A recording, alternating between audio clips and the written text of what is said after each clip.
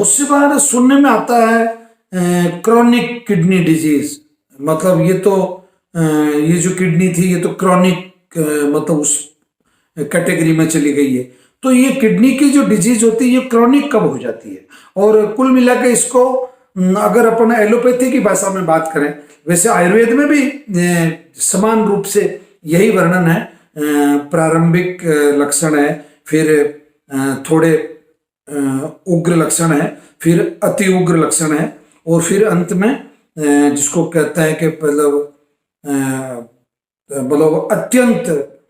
चिंतनीय स्थिति में जो लक्षण आ जाते हैं, वही इसी प्रकार से एलोपैथी में भी जो क्रॉनिकल डिजीज है किडनी की, उसके बारे में मैं आपको आज इस वीडियो में बताऊंगा और इसका समाधान भी आपको मिलेगा। मित्रों नमस्कार, मैं हंसराज चौधरी, संस्थापक श्री नवग्रह आश्रम सेवा संस्थान मोतीपुर का खेड़ा, रायला, भीलवाड़ा, राजस्थान की ओर से आप सभी लोगों का स्वागत करता हूं, प्रणाम करता हूं। मित्रों किडनी ये आपको मालूम है, बताने की आवश्यकता नहीं कि पेशाब बनाने का काम करती है, खून को छानती है, और उसके अपने खून के अंदर जो अतिरिक्त जो टॉक्सिक्स होते हैं, एक्स्ट्रा टॉक्सिक जो होते हैं, जैसे सोडियम है, कैल्शियम है, क्रिएटिनिन है, इन सबको छानने का काम किडनी करती है। अब होता क्या है कि जब किडनी इन सब कामों को अच्छे से करती रहे तो फिर तो कोई समस्या ही नहीं है, परंतु जब अच्छे से नहीं करे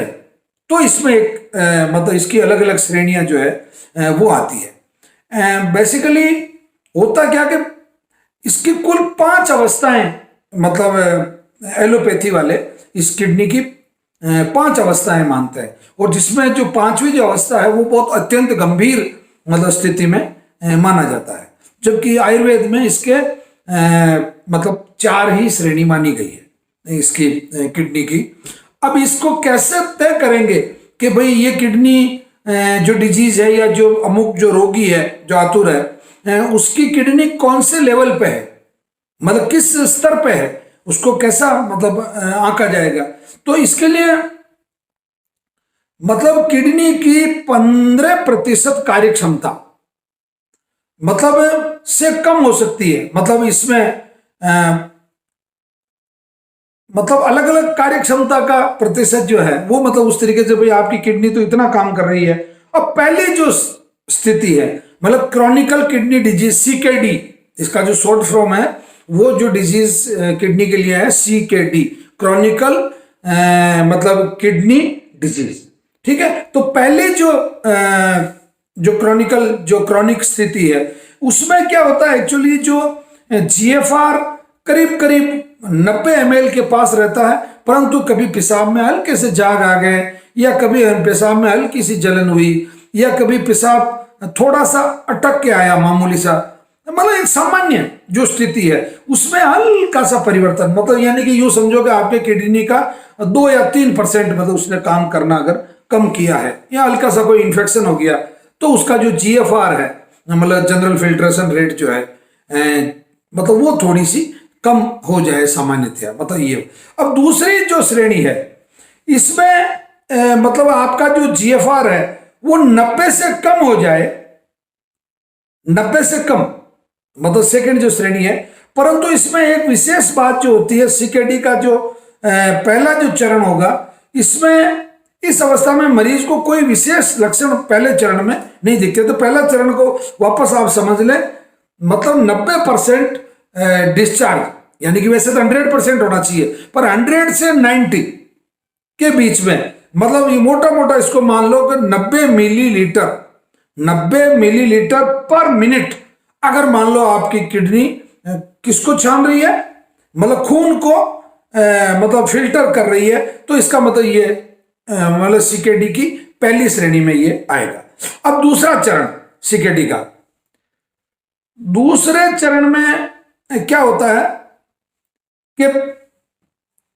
दूसरा चरण 60 से लेकर 90, मतलब जो आपका GFR अगर डॉक्टर कहता है कि भाई आपका तो 60 से नीचे आ रहा है या 60 आ गया है, और 60 से बढ़ते मतलब 60 तक,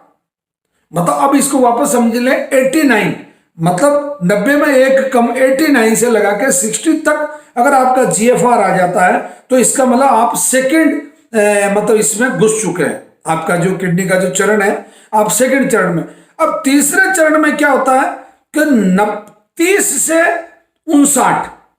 या 59 से 30, मतलब इसको कैसे भी कर ले, मतलब इतनी जीएफआर जब कम हो जाती है, मतलब यानी कि मोटा मोटा यूं पकड़ ले आप, तो 60 से 30 के बीच में अगर मतलब ये स्थिति आ जाती है, तो इसका मतलब आप मान के चले कि आपका किडनी की जो स्थिति है वो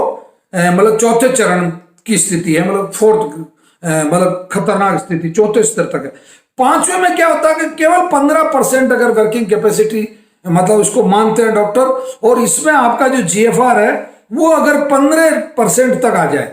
मतलब 30 से, मतलब 15 से 29 आपका चौथा चरण था, मतलब 29 से नीचे और 15 तक,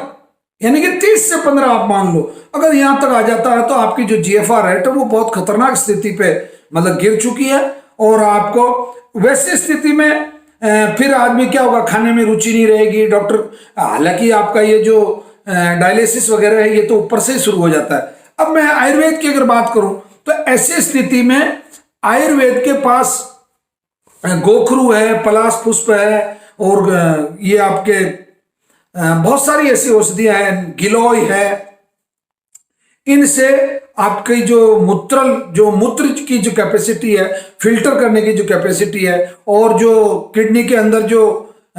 जितने भी फिल्टर करने वाले जो अलग अलग